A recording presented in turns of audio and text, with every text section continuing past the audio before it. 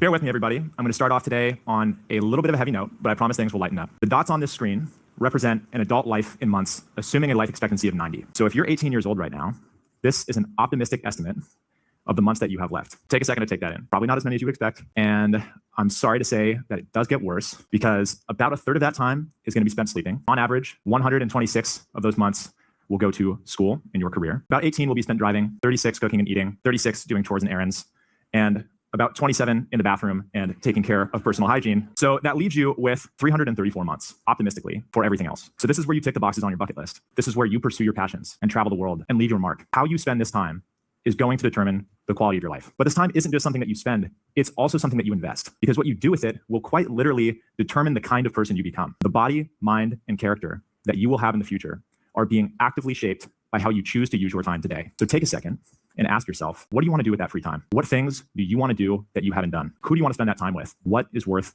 investing it in? Now, I would be willing to bet that scrolling through TikTok, binge watching Netflix, and playing video games probably did not come to mind. But today, the average 18-year-old in the United States is on pace to spend 93% of their remaining free time looking at a screen. That is not counting time for school. So wrap your head around how sad that is. Imagine getting to the age of 90, seeing this visualization of how you spent all your time after the age of 18 and thinking about all the things you could have done that you did not do because you got distracted. And this is the part that doesn't always sit with us. Social media is not free. We pay for it with our attention, with time, and sometimes even our peace of mind. Billions of dollars are being made and spent just to keep us scrolling. Distraction is not a side effect. It is a business model. So the question is not whether social media is useful or not. Of course it is. The question is whether we are using it or whether it is using us. Let me know your thoughts.